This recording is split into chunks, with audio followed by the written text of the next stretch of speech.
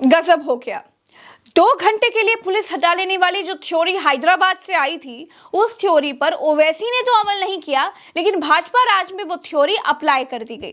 मैं बहुत शुरू से कह रही हूं कि बहराइच दंगे प्रायोजित है और वो बात अब सच साबित होती हुई दिखाई दे रही है।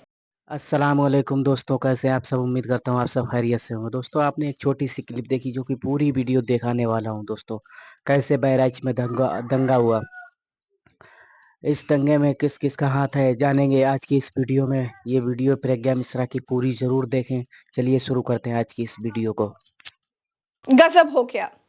2 घंटे के लिए पुलिस हटा लेने वाली जो थ्योरी हैदराबाद से आई थी, उस थ्योरी पर ओवैसी ने तो अमल नहीं किया, लेकिन भाजपा राज में वो थ्योरी अप्लाई कर दी गई।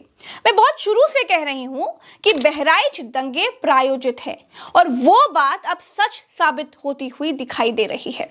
बहराइच दंगों में शामिल 2 लोग कैमरे पर यह बात कहते हुए दिखाई दिए कि उस दिन पुलिस ने सिर्फ 2 घंटे का समय दिया था। उस दिन कुछ लोग गद्दारी नहीं करते तो बहराइच का आधा महाराजगंज साफ हो जाता। दैनिक भास्कर के पत्रकार राजेश साहू की रिपोर्ट का ये हिस्सा सुनिए जरा। इन लोगों ने गद्दारी की वहाँ। ये सारे सस्पेंड हो गए हैं। दोस्तों, अब ये कुछ लोग हैं कौन? क्या पुलिस में ही वो कुछ लोग हैं? आगे जानेंगे। दोस्तों, बहराइच दंगों में शामिल लोग आगे कहते हैं कि गद्दार पुलिस वालों को हटा दिया गया है।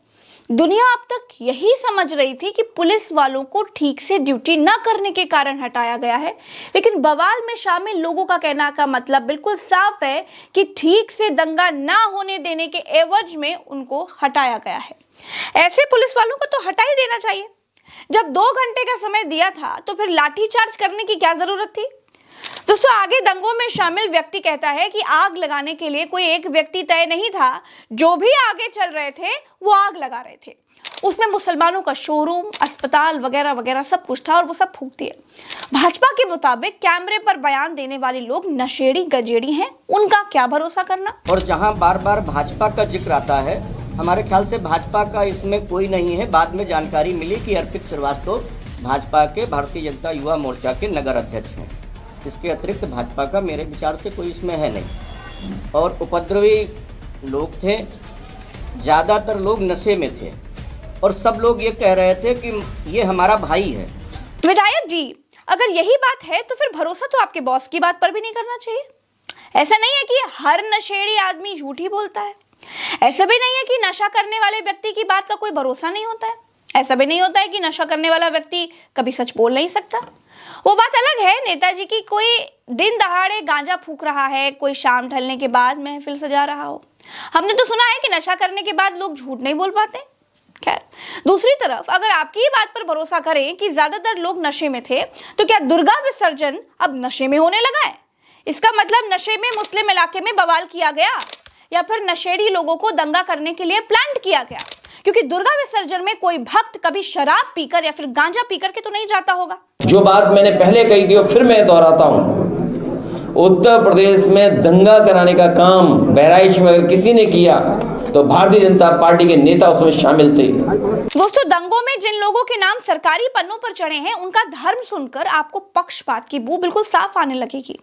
पहला नाम है असलम का बेटा अल्ताफ, अंसार अहमद का बेटा अनवर, जाहिद का बेटा तालिब, रमजान का बेटा नफीस, आमीन का बेटा नौसाद, मुनौ का बेटा सलाम बाबू, दानिश का बेटा गुलाम यश, मोहम्मद तुफैल का बेटा अनवार अशरत, मोहम्मद अली का बेटा मोहम्मद एहसान, मोहम्मद शफी का बेटा मोहम्मद अली, नज़ीर अहमद का बेटा दोस्त मोहम्मद, अब्दुल शाहिद का बेटा मोहम्मद जाहिद और गुलाम सैयद का बेटा शूद आलम, मोहम्मद नसीम का बेटा मोहम्मद इमरान, मोहम्मद नसीम का बेटा जीशान आदिल, तलीम का बेटा रिजवान, लतीफ़ का बेटा फुलकान, लतीफ़ का बेटा इमरान, अयूब का बेटा समुद्दीन, अनवर का बेटा इमरान, भग्गन का बेटा मिराज, पीर आमिर का बेटा आमिर, गुलाम का बेटा शहजादे, मोहम्मद नसीम का बेटा मोहसिन, मोहम्मद शमीम का बेटा शहजादे और मोहम्मद शमीम जैसे 31 लोगों को गिरफ्तार किया गया है। अब आप नाम देख लीजिए, ये लोग कौन हैं? इन लोगों ने आपस में डांडिया खेलकर दंगे तो नहीं कर दिए होंगे, लेकिन ज्यादातर नाम तो एक ही धर्म के हैं। किन लोगों ने गोपाल को छत पर चढ़ाया था भाई? किन लोगों ने दुर्गा पूजा में आपत्तिजनक गाना बजाया था भाई? कौन लोग थे वो जिन्होंने बवाल शुरू किया? किसी को कुछ नहीं मालूम। बहराइच दंगे के बाद एक ही पक्ष कटघरे में खड़ा किया गया है, जैसे कि दंगा सिर्फ एक ही पक्ष के लोगों ने किया हो। दंगे के बाद जैसे कि भाजपा हमेशा करती है, 23 लोगों के घर गिराने का नोटिस लगा दिया गया। मामला सुप्रीम कोर्ट पहुंच गया। सुप्रीम कोर्ट का पहले से आदेश है कि धर्म देख करके या फिर किसी घटना के बाद किसी का घर नहीं गिराया जाएगा। सुप्रीम कोर्ट ने घर गिराने की कार्रवाई को रोकते हुए कहा कि बुलडोजर चलाकर तो दिखाओ, तब जाकर बुलडोजर पर रोक लगी। न्यायमूर्ति बी.आर. गवई और न्यायमूर्ति के.वी. विश्वनाथन की पीठ के सामने बहराइच में बुलडोजर एक्शन पर तत्काल सुनवाई की मांग की गई थी। कोर्ट ने कहा जब तक इस पर ठीक से सुनवाई ना हो बुलडोजर नहीं चलेगा। दोस्तों, जैसे ही कोई घटना होती है वैसे ही सरकार को याद आ जाता है कि गुरु घर गिराना है, और घर किसी मुसलमान का निकल आए, किसी यादव का निकल आए तो क्या ही कहने, अंधा क्या मांगे दो आंखें। भारतीय जनता पार्टी की रणनीति रही है कि लोगों को बांटो, शाम दाम दंड भेद करो और चुनाव जीतो। ये कोई नई बात नहीं है। आपको थोड़ा पीछे जाना पड़ेगा कि जिस प्रकार से उत्तर प्रदेश में 2013 का दंगा हुआ था और उस दंगे की रणनीति जो भी थी उसमें भारतीय जनता पार्टी के लोग भी पीछे से पाए गए, चाहे वो फर्जी सीडी चलाने का मामला हो, चाहे तमाम दूसरे मामले हों। और इसमें जाहिर सी बात है भारतीय जनता पार्टी को उत्तर प्रदेश में ही नहीं देश में भी कहीं ना कहीं उसका फायदा मिला था।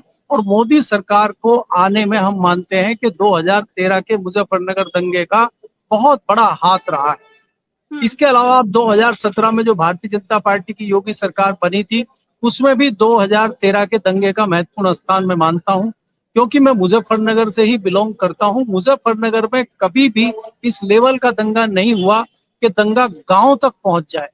दुर्भाग्य की बात यह है कि इस बार जो दंगे हो रहे हैं वो गांव तक पहुंच रहे हैं।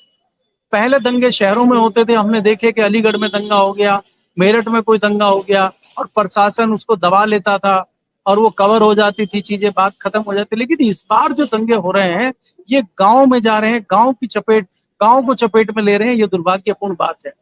इसके अलावा हम देखते हैं कि जिस प्रकार से सत्ताधारी दल के लोगों के नाम आ रहे हैं, सत्ताधारी दल के ही विधायक और जिम्मेदार जनप्रतिनिधि ही एफआईआर में अपने लोगों के नाम लिखवा रहे हैं, तो ये जताता है कि भारतीय जनता पार्टी की मंशा चुनाव में लेके क्या फायदा लेने की है, आप क्या करना चाहते हैं। 10 सीटों पर चुनाव है जिसमें से एक पे कानून व्यवस्था के चलते रोक लगी हुई है, 9 सीटों पर चुनाव होने हैं। मुजफ्फरनगर की भी पीरापुर सीट है जहां पे चुनाव होना है, इसलिए मुजफ्फरनगर भी दंगे की जड़ में है। बाकी आप बहराइच में देख रहे हैं कि किस प्रकार से घटना लगातार हो रही है। सुप्रीम कोर्ट दखलंदाजी कर रहा है। सुप्रीम कोर्ट को कहना पड़ रहा है कि आप कोई बुलडोजर नहीं चलाएंगे, आप कोई एक्शन नहीं लेंगे जब तक हम कोई फैसला नहीं कर देते। तो इतनी बड़ी बड़ी बातें अगर उत्तर प्रदेश में हो रही हैं तो इसके पीछे की राजनीति और इसके पीछे का षड्यंत्र आपको समझना चाहिए। भारतीय जनता पार्टी प्रदेश ही नहीं देश में भी सरकार बनाने के लिए किसी भी हद तक जाने को तैयार है। आपने पिछले दिनों देखा हरियाणा में किस तरह के षड्यंत्र भारतीय जनता पार्टी के सामने आए। लगातार भारतीय जनता पार्टी झारखंड और महाराष्ट्र में क्या काम कर रही है। तो भारतीय जनता पार्टी किसी भी कीमत पर चुनाव जीतना चाहती है, चाहे उसके लिए उसको कुछ भी करना पड़े।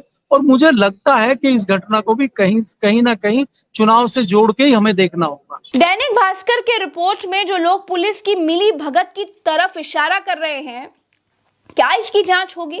क्या पुलिस ने जानबूझकर दंगा कराया? जब मालूम था कि गोपाल की जान बवाल में ही गई है तो फिर 5000 लोगों के साथ शव यात्रा निकलने क्यों दी गई? पुलिस की मौजूदगी में दुकानें, अस्पताल क्यों फूंक दिए गए, घर लूट लिए गए? पुलिस ने कोई कार्रवाई आखिर क्यों नहीं की? वो लोग कौन थे जो आग लगा रहे थे? उनकी गिरफ्तारी क्यों नहीं हुई? क्यों मुसलमानों के नाम ही पुलिस के रजिस्टर में भरे पड़े हैं? मुसलमानों ने अपने शोरूम, अपने अस्पताल, अपनी गाड़ियां खुद फूंक दी क्या? कौन लोग थे फूंकने वाले? दंगे वाले दिन की कहानी खुद बीजेपी का विधायक भी सुना रहा है, एफआईआर करा रहा है, कह रहा है कि बीजेपी का नगर अध्यक्ष बवाल कर रहा था, अस्पताल से ही भड़का रहा था। लेकिन क्या कार्रवाई हो रही है? कुछ नहीं।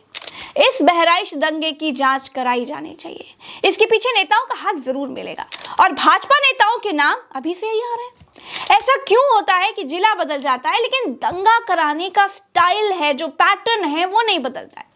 जब मैं आपके सामने वीडियो कर रही हूं ना, तभी मुजफ्फरनगर दंगों के मामले में भाजपा के पूर्व मंत्री समेत 12 लोगों के खिलाफ गैर जमानती वारंट जारी किया है कोर्ट ने। दोस्तों, भाजपा की राजनीति धर्म पर आधारित है। जब धर्म के आधार पर दो समाज आपस में बटेंगे तभी तो भाजपा की दुकान चलेगी ना, इसमें तो कोई दो राय नहीं है। वरना आप सोचिए, जो योगी आदित्यनाथ अब तक इस बात पर बड़ा कॉलर ऊंची करते थे कि उनके राज्य में एक भी दंगा नहीं हुआ, उनके राज्य में दंगे कैसे हो रहे हैं? सवाल तो बहुत बड़ा है। इस सवाल का जवाब सब जानते हैं। जवाब जानते हैं तो कमेंट में लिखिएगा। इस वीडियो को खूब खूब खूब शेयर करिएगा ताकि सब तक ये वीडियो पहुंच जाए और लोगों की कुछ आंखें खुल सके। ये अंधभक्ति का चश्मा लोगों के आंखों से उतर सके और लोग सच्चाई देखना लग जाएं। इस वीडियो में इतना ही। हमें दीजिए इजाजत, हम चलते हैं, फिर मिलेंगे अगले वीडियो में। राम राम तो असलाम, जय हिंद। चैनल को सब्सक्राइब जरूर कीजिएगा। आप ही हमारी शक्ति हैं, हमारी शक्ति बने रहिए। नमस्कार।